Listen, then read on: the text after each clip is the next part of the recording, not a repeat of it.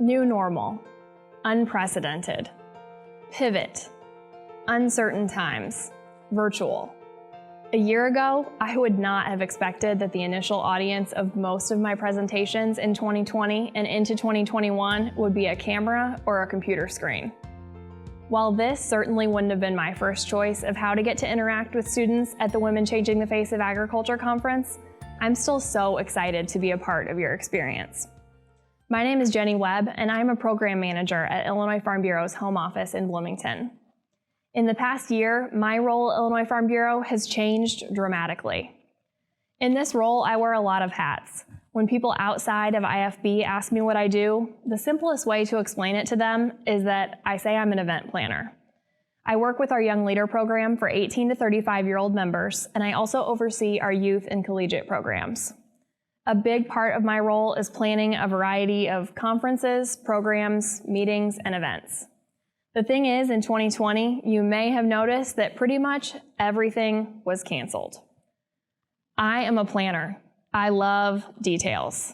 I love to know exactly what is going on. And I always have a backup plan for every plan. Since the pandemic began, it seems like in some cases I've started with plan A and I've had to work halfway through the alphabet before I found an end result that would actually work. While many of us have learned to shift our viewpoint and adapt to a different world in the past year, for me, this started quite a while ago. If we were all in a big room together right now, I'd ask you to raise your hand if you know what your future looks like. Do you know what you want to do after high school? What career you pictured yourself having? Where you want to live? What school you'd like to attend? Many of you probably do. If I was in that room back in high school, I would have been looking around thinking, nope, I sure don't know. And I was really embarrassed that I didn't know. I felt like so many of the people that I looked up to had it all figured out. From the time that they could speak, they could tell you that they were going to major in this, minor in that, had picked out their college that they wanted to go to, and I assumed that they probably graduated, got the perfect job, made a lot of money, and everything was just peachy the whole way. Spoiler alert, not everyone has it figured out. And the people with a plan probably changed it at some point along the way or ended up going a different route entirely. So for those of you who don't know what you want to do, that is okay. And for those who do have it mapped out, things might go exactly as you plan, and that's awesome. But what if they don't? You've got to be flexible. For me, I had pictured my journey as a nice uphill path. Did I know what I wanted? Nope, but I figured I would just figure it out eventually and follow a straight path to get there. Okay, here's what actually happened. So my initial plan was to become a nurse. I was attending my local community college and taking general courses to apply for the registered nurse program. The best part was I got into that program the first time that I applied. I finished my first year of classes and went to the nursing program orientation at the beginning of the summer. When I came home from that orientation, I freaked out. Panic, tears, all the things. I didn't know who had decided it was a good idea for me to become a nurse, but certainly didn't feel like a good idea at the time. I wanted to quit. I had never been a quitter, and I struggled with feeling that way, but I also wasn't comfortable moving forward with something that didn't feel right to me. I realized at that point that there's a difference between quitting entirely and changing your path.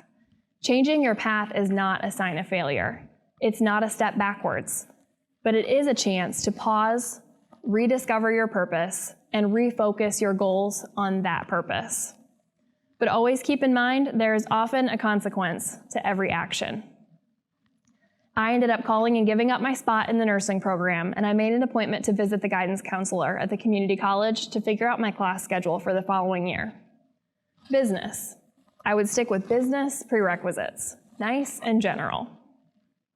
That worked out okay. I was enjoying my business classes that following year, and when I finished my associate's degree, I transferred to Illinois State University and declared my major as finance. It seemed like a solid plan. I completed 1 year there, and it still just didn't feel right. I really didn't want to keep taking more classes if my heart wasn't in it. And in the midst of all that, the economy tanked, and a new grad with a finance degree wasn't extraordinarily likely to be super successful when they graduated. So here I was, 3 years into my college education, and I still didn't have it all figured out. I was beyond frustrated. Again, I kind of wanted to give up. Sure, you can find a job with just about any degree, but deep down, I always wanted more of a purpose than that. I wanted a degree in a field that I cared about, and I wanted to pursue a career that I could be passionate about. I wanted to find my worth and my place. Enter agriculture. What if I majored in something agriculture related? I asked my mom that one day. She thought about it for a minute and she said, I think that could work. Many of you may be starting to figure it out, but I had finally learned to admit that my mom is pretty much always right. She knows me better than anyone, and she'll shoot me straight if she thinks my idea is terrible. Find yourself someone like that, someone who knows you better than sometimes you know yourself, and will always be honest, whether it's what you want to hear or not. My mom's reassurance in that instance was exactly what I needed. Why ag? Honestly, I'm not 100% sure. I didn't grow up on a farm. My great-grandparents farmed, but so did a lot of people's. That didn't make me destined to wind up in the agriculture industry. I grew up being involved in 4-H and showed horses all across the state. While I grew up in town, I'd been working at horse barns since I was 12, and I knew the value of hard work and determination. A lot of my 4-H friends were from farm families, and I was really intrigued by agriculture, so I decided to look into it. After one meeting with the guidance counselor in the ag department at Illinois State, I changed my major to agribusiness. And I got lucky. Almost all the classes I had taken at Heartland and ISU would count toward that degree. But there's always that consequence. I had taken like 3 different kinds of science, and now I still needed chemistry. Another class to pay for, and definitely not one of my favorite topics. I made it through chemistry, and when I started in the agriculture program at ISU, I was 3 semesters away from graduation. After my first few weeks of class, I knew I had found my home. I was enjoying my classes, I was meeting new people, and I had the opportunity to do a couple of job shadows for my classes with amazing women in the agriculture industry.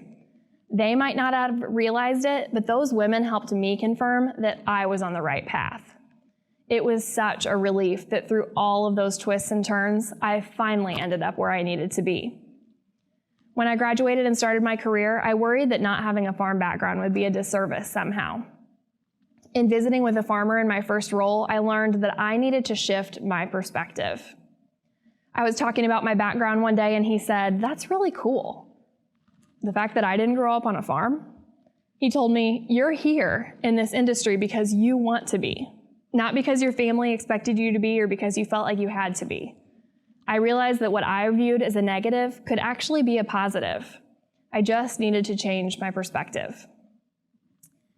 Everyone has a past, and without that, we would not be where we are today. Always embrace where you came from, but don't let that define where you're headed.